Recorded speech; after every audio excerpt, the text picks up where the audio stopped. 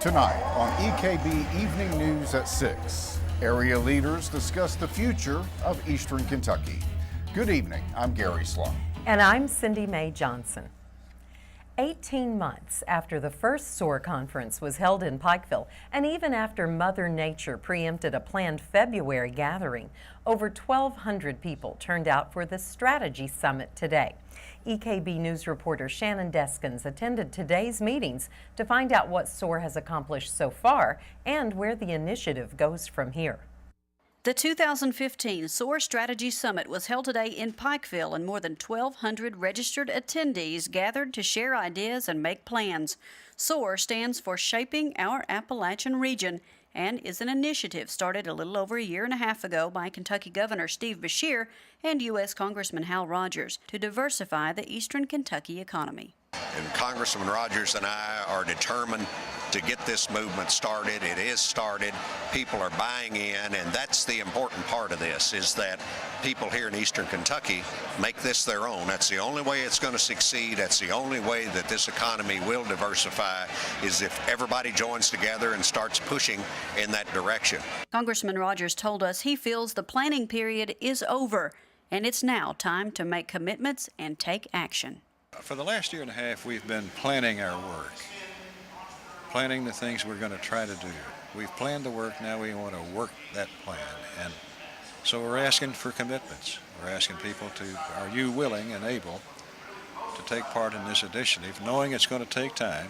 This has to be something that comes from the grassroots in Eastern Kentucky, not from the top down. Everyone in attendance was given a commitment card in his or her registration packet with the hopes that local government leaders and business owners will commit to projects that could have positive economic impacts. We've got commitment cards, and basically it says they write their name on it, their organization, and it says, I'm Jared Arnett, I'm the executive director of SOAR. Next year we're going to start a new program, or we're going to launch a local farmers market in our community. That's what SOAR is each of those people having enough confidence to step out, take some risk, and do big things in their own community, that if we can do that in 54 counties, we're going to have tremendous impact. Event organizers hope that everyone left the summit today motivated with plans and ideas to help turn the economy in Eastern Kentucky around. For EKB Evening News at 6, I'm Shannon Deskins. Well, everyone involved with SOAR agrees that Eastern Kentucky needs to work together in order for the initiative to work, from local government agencies to business owners throughout the region. And one regional company on board is McDonald's of East Kentucky. We are in approximately 7 counties, 14 locations, and all business are affected. It's something that every single business, whether you've got 5 employees or 500, you need to be involved with the SOAR project to help enhance and further the future of our local area.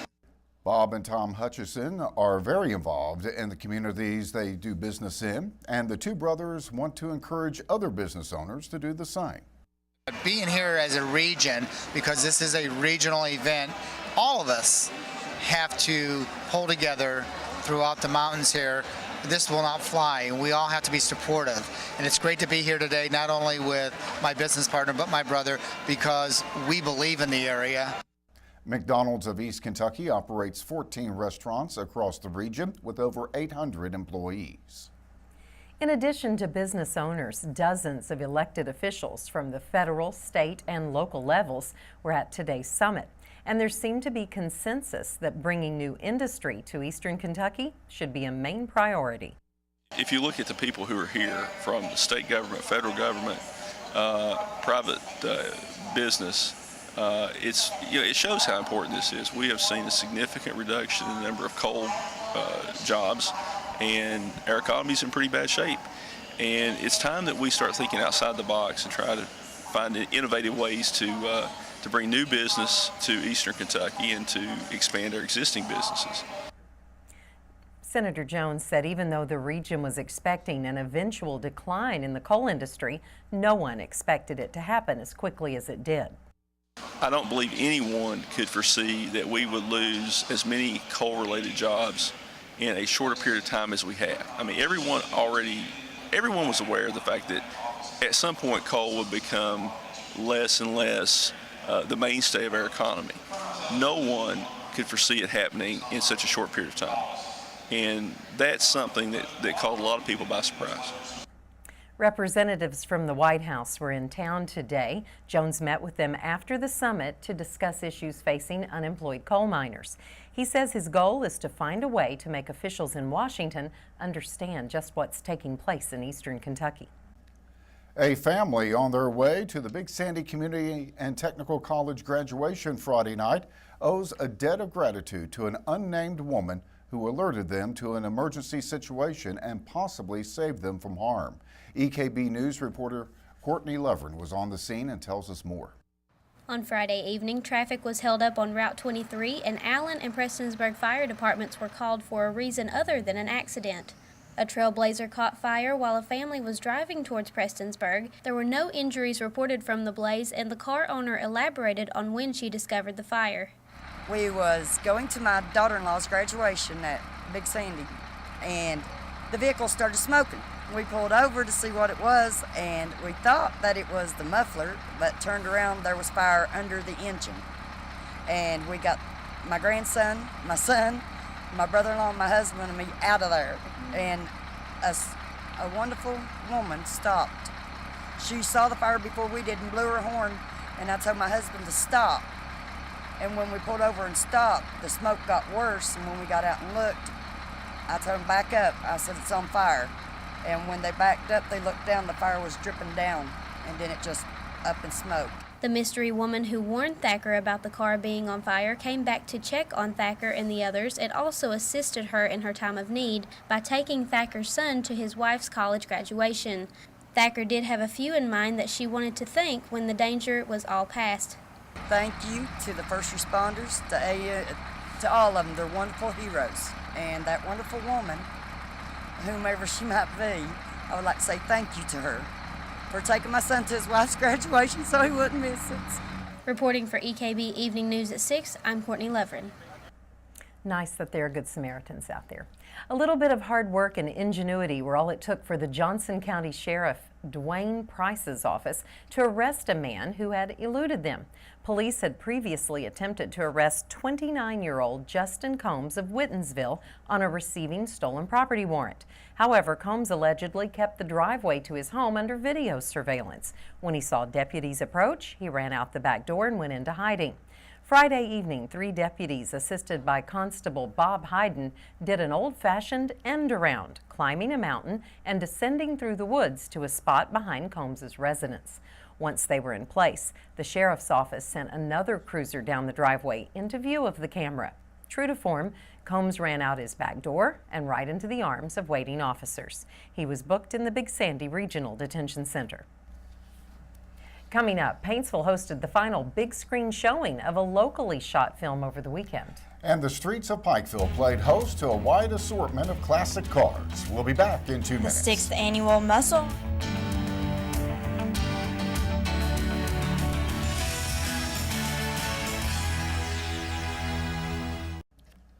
Muscle on Main debuted this weekend for its 2015 season. The celebration of the automobile takes place the second weekend of each month until October.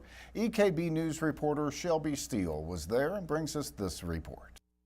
The 6th annual Muscle on Main opened up Saturday, where car enthusiasts took to the streets. Participants could partake in a car show, support local vendors, or experience a drag race in the Riverville Arena. President of the Good Old Boys Car Club, Nathan Ratliff, says this gives families something to do together that they can enjoy. It gives everyone something to do on the weekends, and it's good, wholesome family entertainment.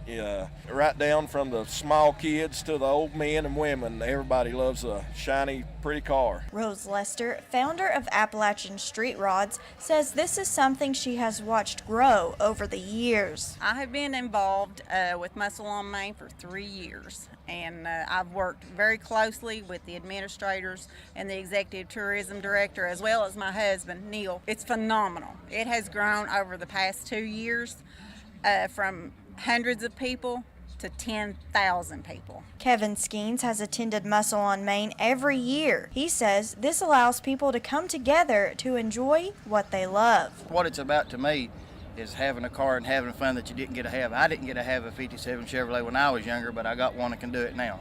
And everybody here, that's just mostly what everybody you talk to, that's how they feel about it. They got to get the car that they didn't get to have in school, and they get to enjoy it now, and it's the atmosphere here. Greg Compton is new to Muscle on Main. He wanted to show off his unique car with a unique name. The gentleman I bought it off of was a retired naval fighter pilot. His call sign was the Joker. He's about 70 years old. He had the car built. It's been done about 4.5 years. And after I met him and spoke to him, I just didn't want to change it. Everybody around our house refers to it as the Joker now, so we left it that way. For EKB Evening News at 6, I'm Shelby Steele. Paintsville's historic SIP Theater was the scene of the Eastern Kentucky debut of a documentary largely filmed in Johnson County. The evening also marked the final time the film will play on the big screen. EKB News reporter Courtney Lovren attended the screening and brings us this report.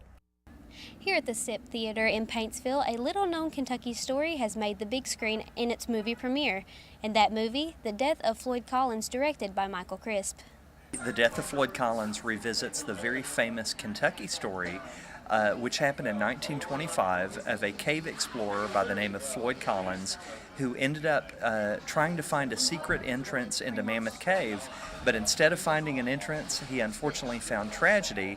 He ended up being trapped in the cave for about 2.5 weeks. Collins' story turned into a media frenzy during the 1920s once they found him trapped in the cave.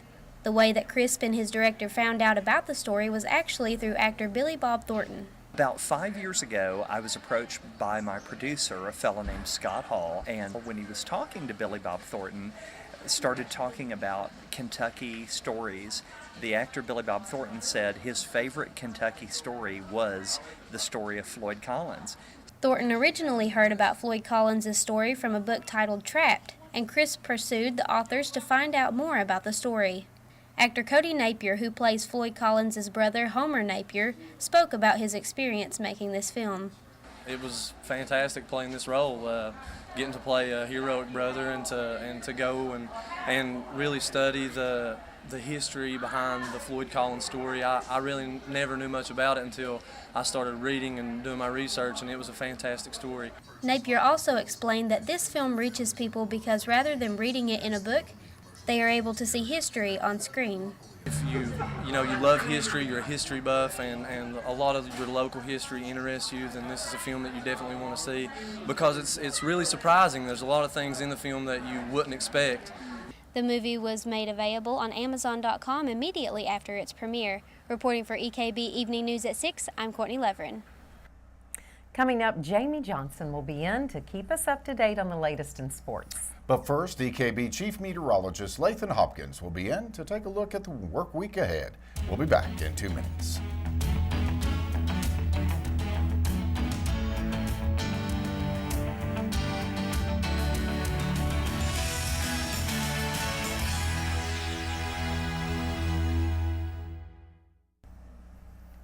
Well, we really had summer weather for SOAR today. I mean, it was a soaring temperature. It was indeed. Temperatures upper 80s, a few low 90s, but at the same time, we also had a couple of showers and thunderstorms. Some of those severe move across parts of eastern Kentucky. The Doppler radar showing what's left of the first round of rain now moving through parts of eastern Kentucky and western parts of West Virginia. One of the cells that you'll notice move through parts of southern Pike County, southern Floyd County here in the next little bit, moving through Wheelwright now, and of course that is in southern parts of Floyd County, and will be making its way to the north to the east about 30 miles per hour. We'll put a track on this cell, give you an idea of who will be picking up the rain, the heaviest of the rain within the next half hour or so. Big Card about 614, Penny at 620, Douglas 623, Robinson Creek 624, and all the way down toward Ford's Branch about 630. So again, locally heavy rainfall, maybe some lightning out of that, but nothing severe as of this point. Now we still have that severe thunderstorm watch that is in effect until 10 o'clock this evening for a large chunk of eastern Kentucky. This includes Perry County, Knott County, Magoffin County, Johnson County, Martin County, and Floyd County. Would not surprise me for this severe thunderstorm watch to be canceled here over the next couple of hours, as the storms are really starting to fizzle out as they make their way to the east. But at the same time, here's the one severe thunderstorm watch that we have in effect for our region until 10 o'clock, but notice another one to the west, and this one is also in effect until 10 o'clock for western parts of Kentucky. Expecting another line of showers and thunderstorms to develop and move to the east. As it does so, I think even once it makes its way here into eastern Kentucky, western West Virginia, the second line will begin to die down as well. That will be good news. We do need some rain, but we don't need any type of severe weather across the region. I want you to find the front. It's very easy to do, stretching from northern parts of the Great Lakes all the way down toward Mississippi, Alabama. This is the rain that we're dealing with now is actually well ahead of the front. The front is now making its way through western parts of Kentucky, but notice the clearing, St. Louis, Chicago. Also notice the temperatures. Ahead of the front, we're in the 80s, 90s to the south, but 68 Chicago, 73 St. Louis, 68 Oklahoma City, 71 in Dallas. Yes, temperatures are about to take a big hit over the next couple of days. Tomorrow, we're talking upper 70s, and by Wednesday, a very comfortable low 70s. We're going for 73 degrees for midweek. I'll show you that with the 7-day forecast here in just a little bit. First, of course, the pollen count, which is always sponsored by Faith Pharmacy, Adams Plaza in Pikeville. With the cooler air moving in, the pollen count's going to be pretty stationary as far as in the high category, 8.8 on Tuesday, 9.5 on Wednesday, and back to 9.9 on Thursday. The predominant pollens, maple, sycamore, and oak. That 7-day forecast. Maybe a shower early tomorrow morning. Those clearing out. The sun making an appearance for the afternoon, 78 degrees. Sunny and 73 on Wednesday. Overnight lows in the 40s. Same deal on Thursday, 78, but a better chance of rain. Of course, when you know it's returning Friday, Saturday, Sunday, and Monday of next week. But overnight lows in the 40s. Open the window, give the AC a break, enjoy it. You can. Yes, absolutely. After this really nice weekend, I guess a weekend with a little rain's okay. And I know it's hard for me to say, but we actually do need a little rain across the area. We've not had a drop of rain the entire month of May. That's okay. We made up for it in March and April. Well, still well above average, but those crops, those gardens, they kind of need it. I guess that's true. Yeah. We're going to be right back in just 2 minutes.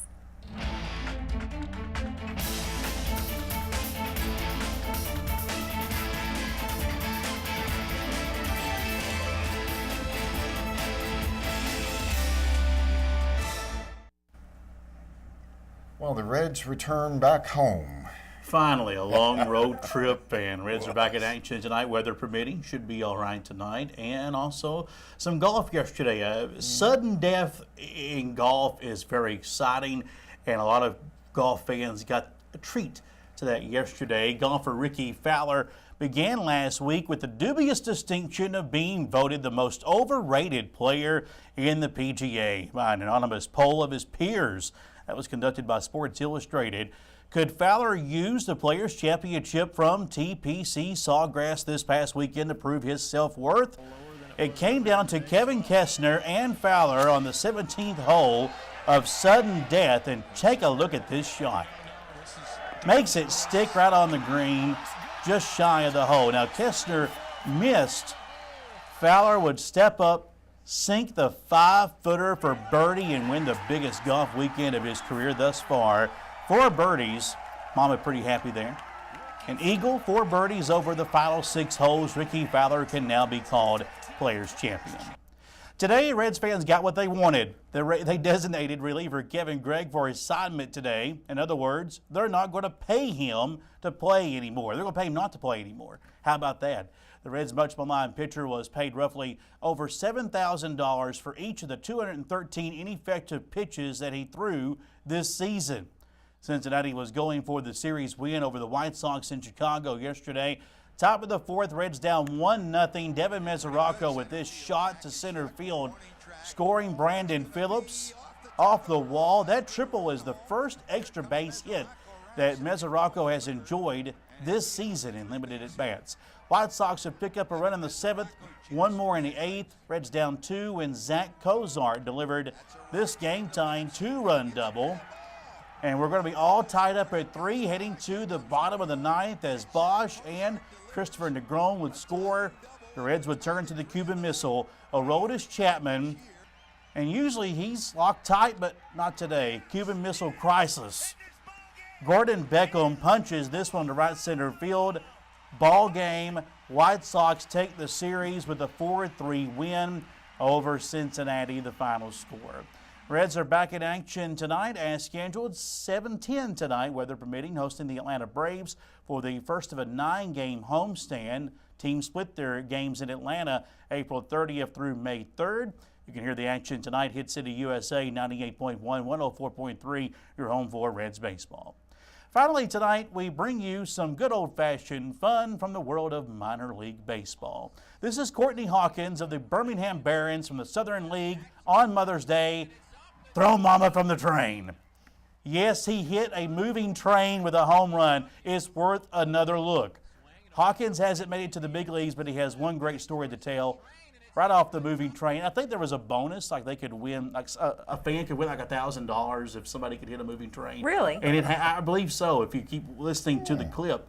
So I don't know if it was a claim to money, but it was a lot of fun anyway. That's pretty neat stuff. Yeah, it is. It's all right. We'll be back in 2 minutes. Well, Lathan, a few showers moving through the area. We still have that severe thunderstorm watch in effect until 10 o'clock this evening, but I really think that's going to be canceled early. Temperatures tonight, 62 degrees, back to 78 instead of 88 for tomorrow, and 48. That's the overnight low tomorrow night into Wednesday. A couple of days in the 70s. Nice. Yeah, that does sound nice.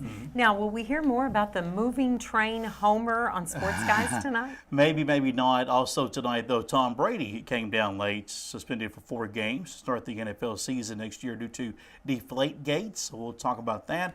And also full throttle video following Sports Guys tonight. So there's a lot going on. Well, that will do it for tonight's EKB Evening News. Remember, you can get more local news anytime by listening to the radio stations of East Kentucky Broadcasting. You can follow EKB News and EKB TV on Facebook and Twitter. Good night. Thanks for watching.